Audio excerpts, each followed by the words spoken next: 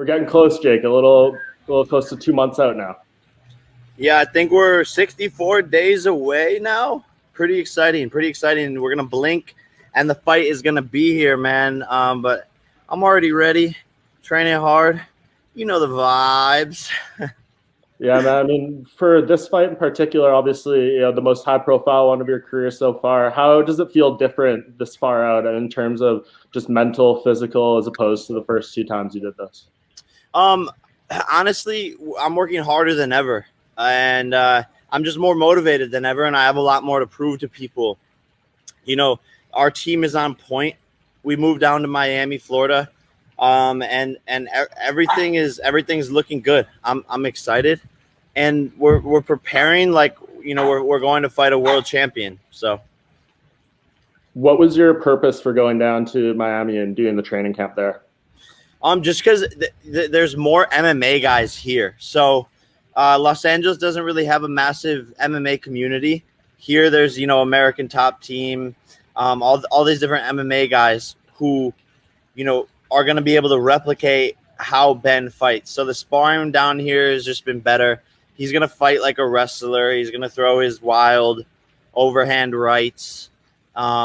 So just being down here, we're able to find better sparring partners that are going to be able to mimic what Ben Askren is going to bring to the ring April 17th. So when you do this, obviously, in my mind, you clearly have the three things that matter to kind of be successful in combat sports, and that's youth and athleticism on your side. You have the passion of the sport, it seems, and then obviously you have the resources. Like it seems like you can train with the people you need to, travel, all those kind of different things. Is that kind of what you think ties this together and what's making work, or how it's going to work for you successfully?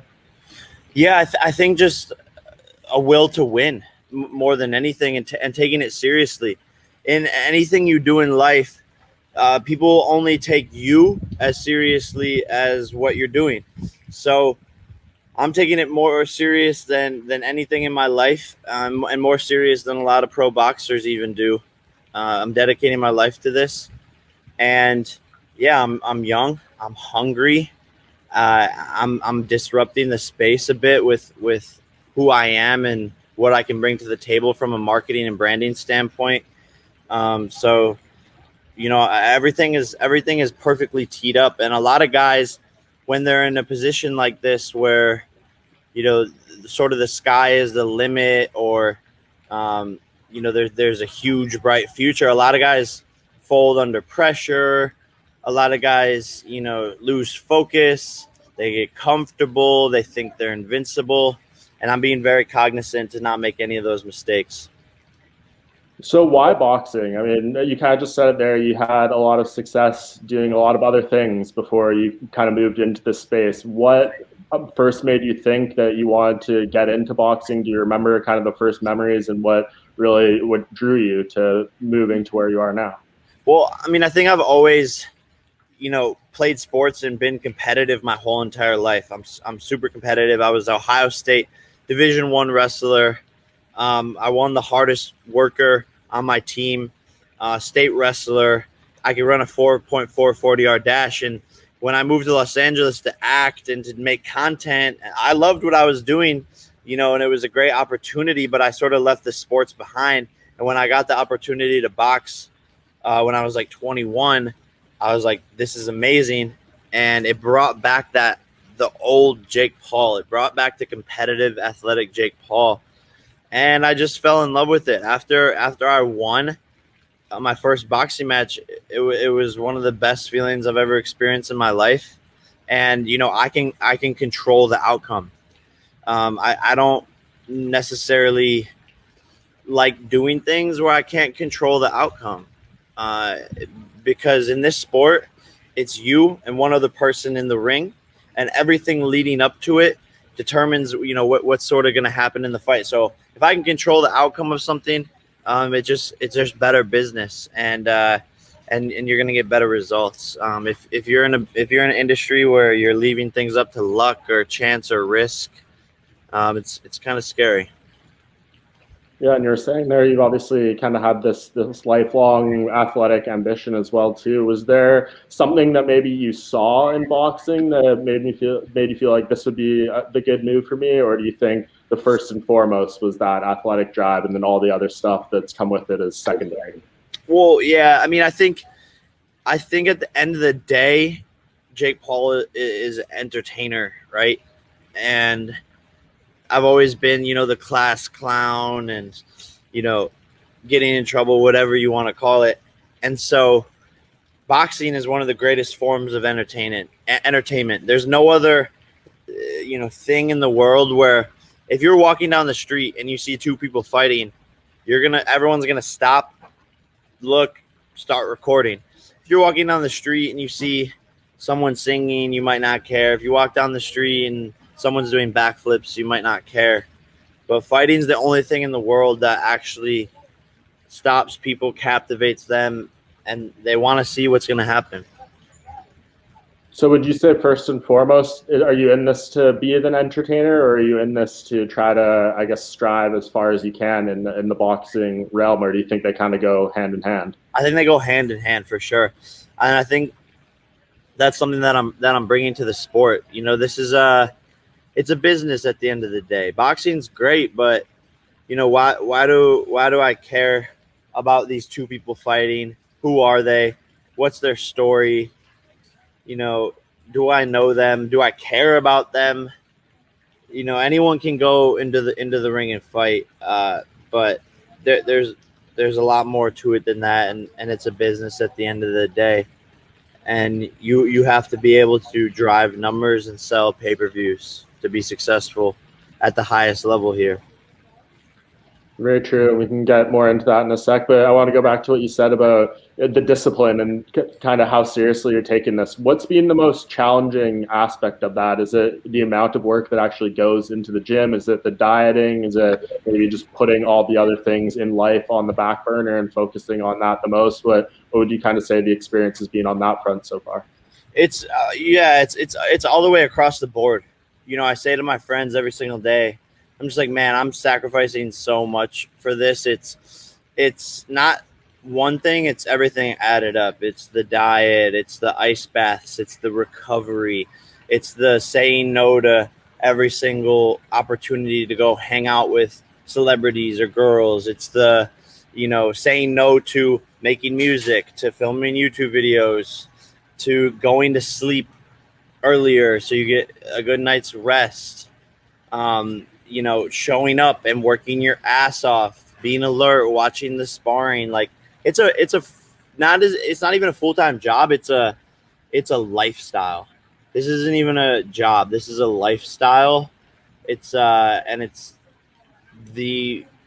probably the one of the things that you have to sacrifice the most for. Like I don't know what else could really compare to being a professional fighter. I think it is probably the hardest thing in the world that you could possibly do. I've been CEO of companies. I've done YouTube and vlogged every single day for 800 days. I've been an actor. I've been an investor. What else? I've played football. I've played basketball, baseball. So for me, out of everything that I've done, at least this is the hardest thing by far. Is that what helps you kind of get to or allow you to put in that hard work and everything? Because you kind of lived this whole other life before you really took this on and made it the number one priority. I'm sure that maturity that's being built up through all those experiences is probably what's helping you keep so focused on what you're doing now. Yeah, I mean, being from Ohio and a blue collar family where my dad was a roofer and we would fix houses and landscape and plow driveways and shovel driveways for money. And, we would clean out houses and rip down walls and do odd jobs for $10 an hour, 12 hours of the day on weekends, working nonstop. And that sort of prepared me. And that sort of is what built my work ethic. And so now I'm like, I worked that hard for $10 an hour. Now I have the opportunity to make tens of millions of dollars doing this, like, you can't fumble that, and you can't take that seriously. Not everyone gets this opportunity, and so I'm stepping into these shoes, and I'm playing the role to the best of my ability, and I'm blessed. I'm thankful, and I want to be remembered. I want to be remembered forever, and so I don't take anything I'm doing in this camp lightly. So as you try to build towards that, like what are kind of the steps you take in terms of putting the people around you, whether it's, coaches, training partners, just general, friends and family that you keep around? What's kind of the balance there? I mean, if someone's not providing value, then they just don't need to be around. This is a cutthroat business. There's no room for error.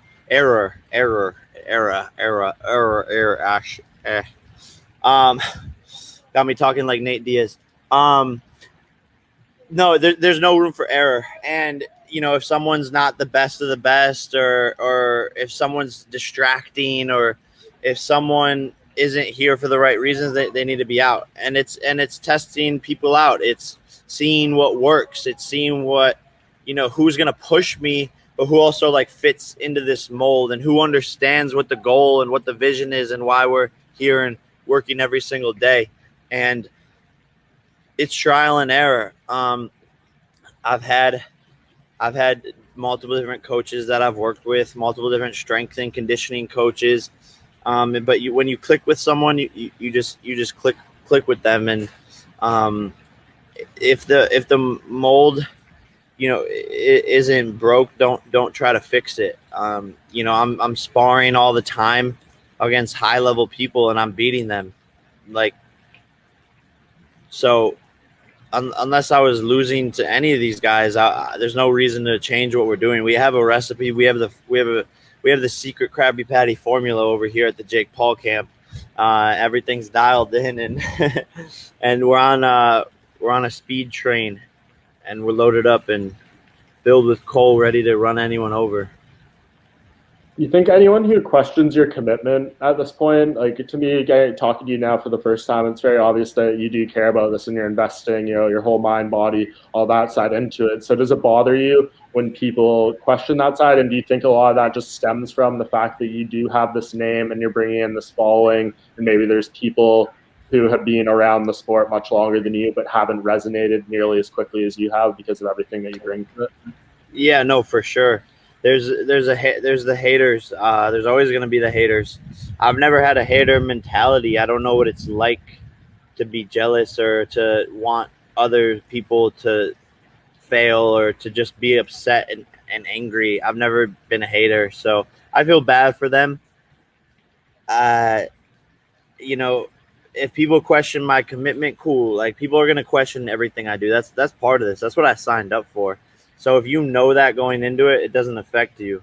I could give two shits about what anyone thinks. I think that comes with maturity. I think when you're a little bit younger, you're just starting your career out, you sort of really care. But a hater has never signed my check. When I wake up every single day in the morning, I'm working my ass off. I sign my own checks. I make my own money. I'm the reason that the bank account is full. A hater has never done anything for me. So why should I listen to them? And if anything, haters, I always say this, haters are confused fans. They are the ones who are most obsessed with you. They're the ones who are most in love. And it's like, do you hate me, or do you hate that you probably like me? So there's this fine line, and I'm a big proponent of, like, if you actually don't like somebody, like, don't talk about them. There's people that just shouldn't be talked about. Like, if you don't like them, just don't talk about them. If you're talking about them, you're just giving them more attention so that they can gain power and followers and more notoriety. And if you hate someone, don't talk about them. Yeah, I always find that the funny part when you see someone on Instagram and they go in the comments and they're like, no one cares. And it's like, well, you care enough to come tell me that no one cares. So it seems like kind of what you're talking about there. No, exactly. And a lot of these guys are, using their mom's Wi-Fi to comment on shit. Like, bro, you still live at your mom's house. Like, what the fuck are you doing? Like, stop hating. Like, you're just dumb, bro. I feel bad. Oh, sorry, I didn't mean to cut you off. Yeah, I was just going to ask, why do you think someone like yourself is able to resonate so strongly in the combat sports world right off the bat? Do you think it's just the following that you already have? Do you think it's kind of the world that we live in that's someone is able who has that type of following just is able to put their branches in so much further into the ground, more or less? Yeah, brand power is everything, and content is king. In 2021, we see that, right? Like, Netflix is one of the biggest companies in the world. It's a content company. So content is king. And if you're a media company and you're producing content and you have social media currency, that's the number one thing. And people want to see me fight. I'm able to sell pay-per-views. You know, the Tyson Jake Paul event was 1.8 million pay-per-views, which is the 8th highest ever. You know, the Triller CEO comes on public air saying Jake Paul sold 50% of those pay-per-views in my second fight ever. So numbers are everything, and I'm disrupting. You know, I'm coming into something and sort of breaking it up and doing new things and trolling people and making content and roasting people on Instagram and YouTube, and it's just different. I'm a disruptor. It's like Uber taking over the taxi industry. You know, it's outdated. It's boring. People want new. This is a new generation. You know, this is the fastest adapting, learning generation of all time. 20 is the new 10, 30 is the new 20, 40 is the new 30. Like, you know, it's time to adapt and grow. And our society changes every week. Every week is something new. And a lot of these fighters and, you know, boxing purists and promoters and stuff are just, you know, they've been stuck in this mold for years and years and years, and it's time for change. And you see the people who are becoming successful are the ones making content. So how did you pick Ben Askren? Like, how did this fight ultimately come together? I know there was some initial talk about it back in like December, and it seemed to go quiet for a little bit, and then we got this announcement a few weeks back. So why was he the guy, and how did this one come together? Yeah, so he sort of called me out before I fought Nate Robinson, and I was like, oh, that could be really interesting, actually. Obviously, I fight Nate Robinson and knock him out, and everyone's like, oh, well, he was just a basketball player. He's not a real fighter. Fight a real fighter. And I was like, all right, bet. So I started talking to all these real fighters, guys in the MMA community, and you know, when it came down to them actually signing the contract, a lot of them didn't actually want the smoke, and I was bringing them the biggest deals that they had ever seen. So it tells you something if this is the most amount of money they've ever been paid, and they're turning it down. Ben Askren, this is the most amount of money he's ever been paid. But look, this guy is 19-2. He has less losses than McGregor. He's a 2-time NCAA division wrestling champ. He's an Olympic athlete. And I wanted to challenge myself. I know that, you know, this is a serious opponent. April 17th, Triller, global pay-per-view. It's gonna be a movie. And I wanted to show sort of the MMA world, because obviously eventually I want to fight Conor McGregor. I wanted to show the MMA world, like, look, like, don't be careful before you come over here and try to box us, because you saw what Floyd did to McGregor. You're gonna see what I do to Askren. And then I want Diaz. I want McGregor. I want these MMA guys, and I want to shut them up. What are you expecting out of Ben? I know you talked about it a little bit at the beginning. You're working with some MMA guys to get yourself ready for the overhands, those kind of things. I just saw him announce about an hour ago. He said he's going to be doing some training with Freddie Roach coming up here in the next few weeks. I know Tyron Woodley's going to be in his corner. It seems like he's kind of getting all the splits, either support or people think you're going to have your way with them. So what are you really expecting on fight night? You know, I'm expecting a quick knockout. I don't see him making it out of the first round. I know he's tough. You know, I know he's going to work hard. You know, he can get whoever he wants to train him. You know, people forget that Floyd Mayweather was calling Nate Robinson almost every day to give him tips and advice on boxing. But guess what? Floyd's not getting in the ring. So Freddie Roach isn't getting in the ring for Ben. Tyrone Woodley isn't getting in the ring for Ben. And by the way, if he did, I would beat the shit out of Tyrone Woodley. It's a loser training another loser. So, you know, he can get whoever he wants. It's still going to be a quick night. He can train as hard as he wants. It doesn't matter.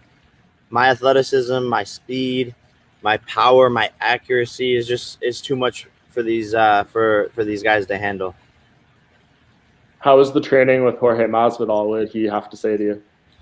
You know, he was just basically like, look, Ben is going to try and hang on to you and wrestle you and clinch you and try to wear you out. And we were just working on, you know, sort of clinch drills and fighting on the inside. And he was trying to show me how to knock out Ben faster than he did.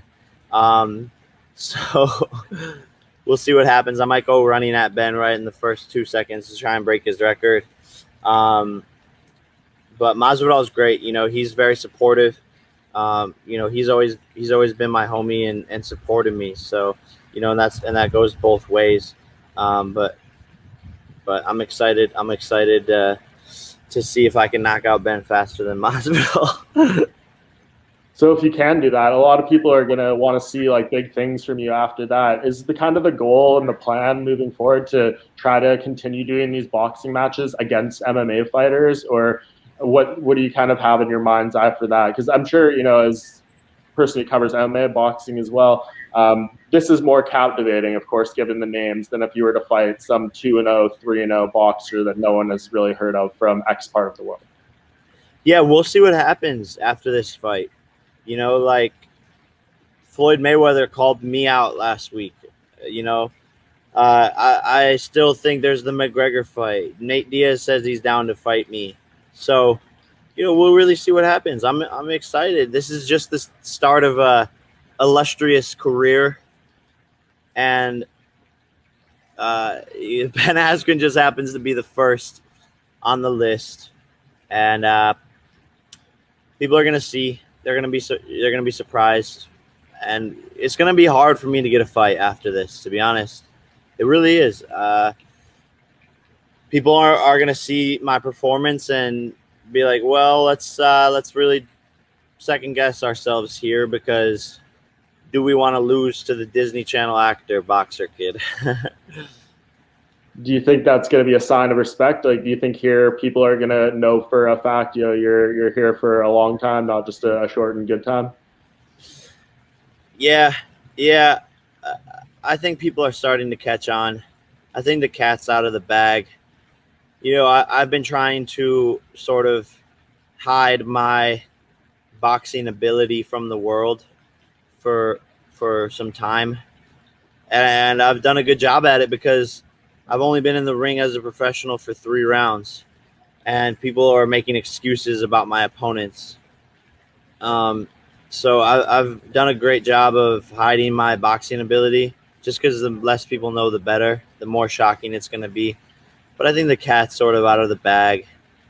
I think people are starting to catch on and be like, this kid is not a fucking joke. And I'm a real dog, man. I'm a real, like, bona fide, striking ass, Navy SEAL swinging ass motherfucking dog.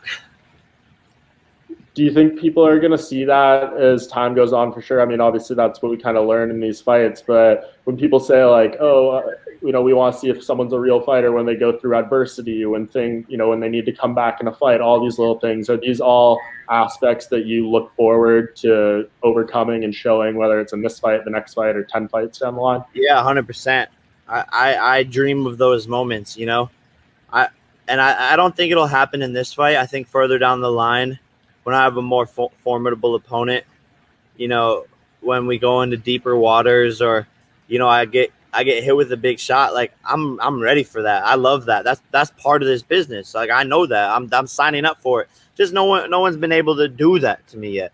And when and if they do, you know, I'm prepared, and that's just gonna bring the best out of me.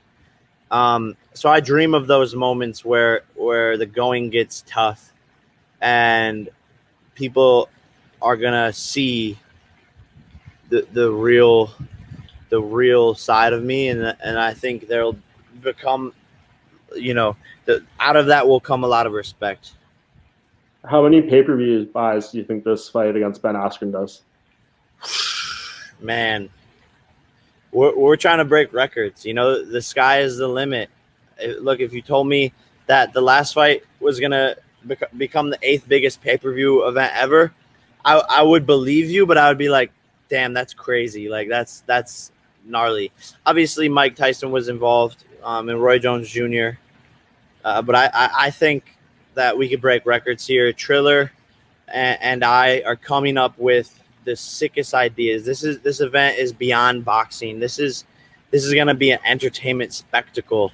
Hip hop performers and amazing undercard. We have some legends fighting on the undercard, some other YouTubers. So it's going to be a night. It's going to be a night to remember. And that's really what I want is to put on an amazing show. And if the content's great, then people are going to come. Snoop Dogg's commentating. The hype is there, man. So I think this has the potential to break some more records. And if people aren't watching April 17th, then they're going to be the ones missing out. And what do you think the rest of the build-up is going to be like with Ben? He seems to be kind of taking it all in stride. I talked to him a couple of weeks ago, and he's like, there's nothing you can do or say to get under my skin. But do you have some tricks up your sleeve for the next 2 months or so? No, I think he's right. I don't think Ben Askren is the type of guy to have any sort of mental weakness at all. He's going to go into the fight completely confident. He's going to be focused in on what he has to do. It just doesn't matter. I know he's the type of guy that likes the shit talk, likes the joking. I think the content that he's posting is funny as well. Like he's funny. He's a funny guy. He's got a good personality. There's still going to be a lot of shit talk back and forth. I don't I don't hate the guy, but he's going to get his ass kicked. And he looks like a middle-aged Dutch woman. I like to make fun of him. His striking ability sucks. He punches he punches like a 4th grader. So there's going to be the shit talk and the build up, but I'm not doing I'm not doing any of it to get under his head or into his head. He's gone up against opponents, the championship opponents, the Robbie Lawlers, the Damian Mayas, the Jorge Masvidals, and I don't think any of those guys got into his head at all. I don't think Ben is scared, but guess what, guys? You don't have to be scared of someone to get your ass kicked. So, he can be as prepared as he wants and as mentally ready as he wants, but the outcome will still remain the same. And you mentioned the desire to one day fight Conor McGregor, fight Nate Diaz. Nate Diaz saying this week, as I'm sure you saw, that it's going to happen at some point. Who do you think is the more likely person that you will fight for? I think Nate Diaz will probably happen first. I think, Conor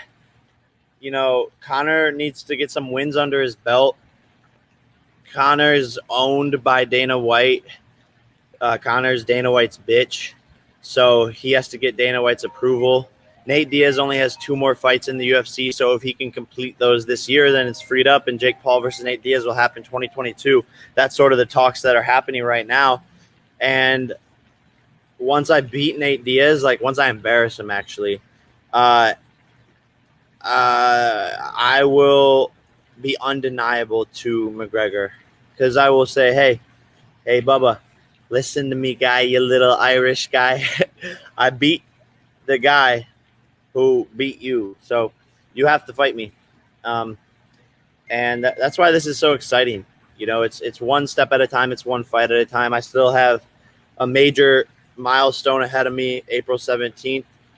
And like I said, though, this is the start of an illustrious career. We'll be 10 years from now coming back to watch these interviews. And I'm like, damn, this kid was a little evil genius predicting all of this. Awesome, man. Well, I think that's a great way to leave it, unless there's anything you feel we didn't touch on that you want to get out there. No, I think it's great, man. Thank you so much. Awesome. Really appreciate the time, Jake. It was great to meet you, and I look forward to this fight coming up. Hopefully, I'll be there to see it in person. Yeah, you got to come on down, man. It'll be exciting. I'm sure we'll talk again.